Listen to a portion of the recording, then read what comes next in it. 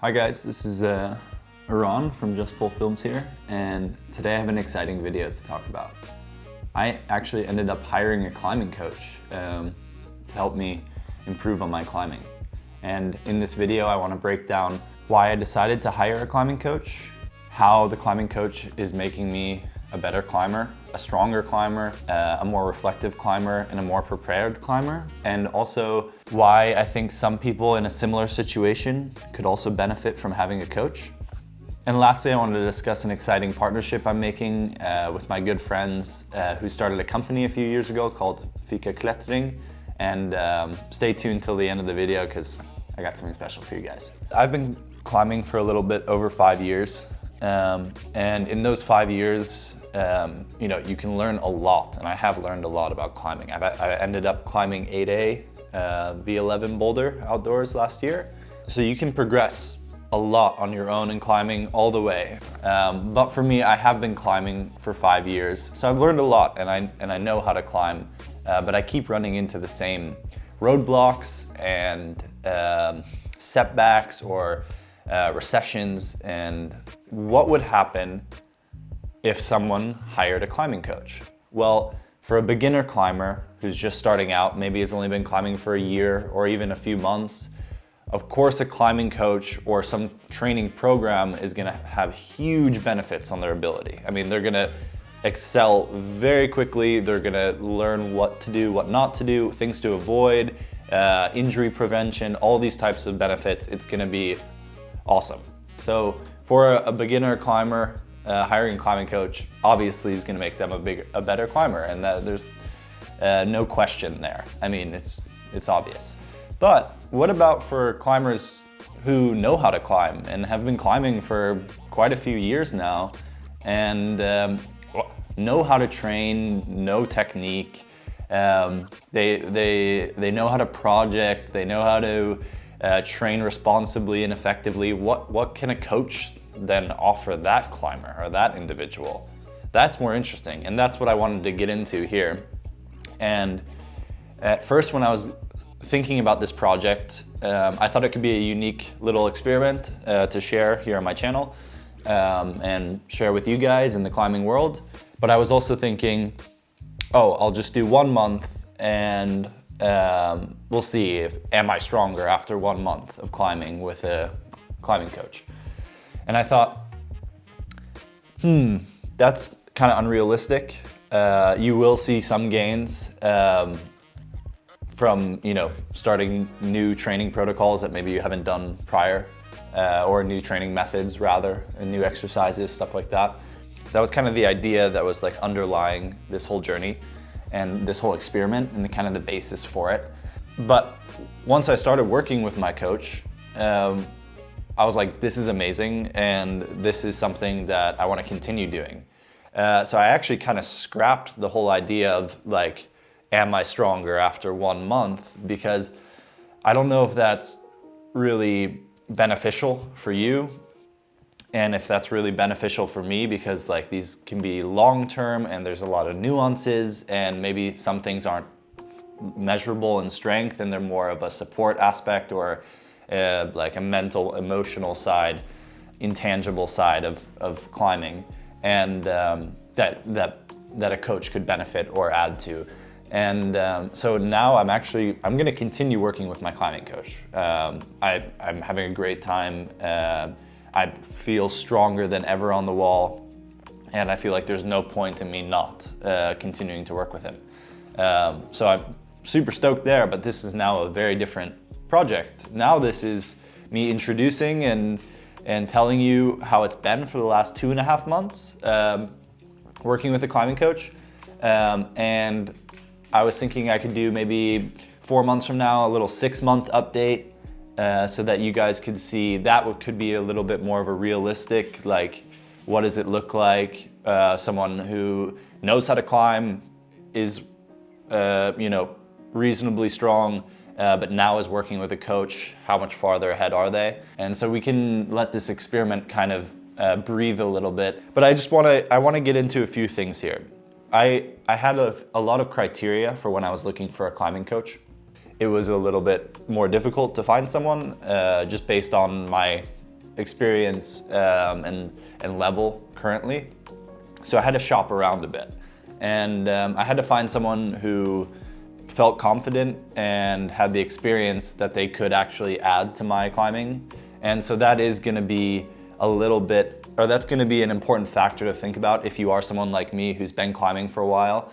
You do wanna make sure that your coach understands your abilities and your goals and can help you like excel and continue to improve there.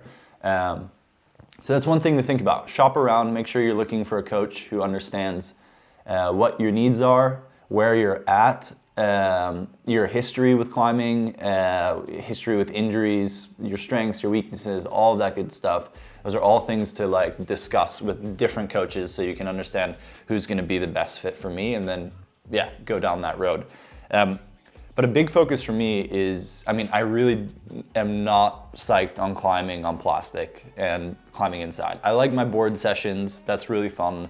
But it's training and it's just exercise, and all I really want to be doing is out being in the woods, playing on rock. So for me, I wanted a climbing coach who has a lot of outdoor experience and understands maybe more of like the nuances with outdoor rock climbing and projecting. Yeah, so that was another factor for me that was important, an avid rock climber.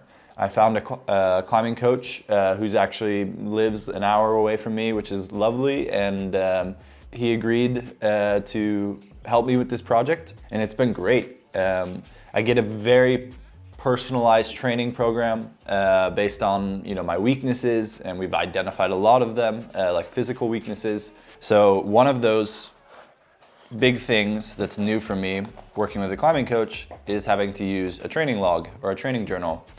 I've used journals in other parts of my life, so I'm comfortable with writing, but I've never really had to do that for my training. And I should also mention that my approach to climbing prior to working with Yuan, my climbing coach, was very just go climb, and that was great and it was really fun, but it was very unstructured, and it was hard to see when I was making gains, and even harder to see when I was making slight regressions in my training. And there was no strength training or actual exercising or exercises really, other than like stretching and like hangboarding, finger strength. And I kind of just like did all my climbing training on the wall. That worked well. I managed to become a competent climber. Working with a climbing coach, now I have a lot more intention in my training. Every minute that I'm in the gym or out on rock is planned, and there's things that I have to target and work on for those sessions, and that's been a great change. Also hard, but great change for me. And I can really feel the improvements now and like the security in my body while I'm performing. Basically twice a week I'm doing strength training, and that's focusing on making my body stronger and all the different parts of the big muscle groups and small muscle groups that become a weakness or maybe even a plateau for climbers around the V9 to V12 range. And so that's been great. It's been hard though, because like I said, I didn't really work out before this. So it was like intense at first, but now that I kind of got through that, like those baby step phases, I feel super strong and super fit, so that's great and exciting. And then I have 2 max bouldering sessions a week. Ideally those are outside on rock, but it's winter time right now, so it's very rainy here in southern Sweden, so I can't always get out. But 2 max bouldering sessions, either on a board, spray wall, or on rock. And then I have 3 hangboarding sessions or max finger strength. Actually, right now I'm in more of a, I'm doing finger lifts, and I moved away from hanging for a while because I'm currently in a deload phase. And so that's been really nice with like maintaining strength, but also like allowing rehabilitation. So good stuff. Highly recommend the finger lifts, and a great tool for that. Fika, shout out.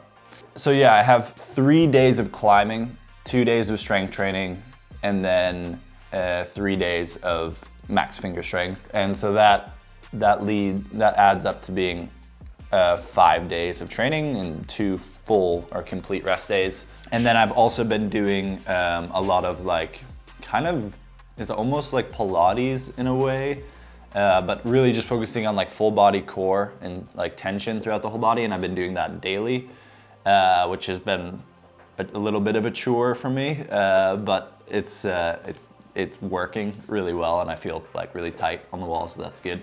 But that's like a summary of what my weeks look like now. So it is a lot of time commitment, more than I'm used to, especially if I'm being responsible and resting like I should be in between exercises. Then sessions do go on for quite a while.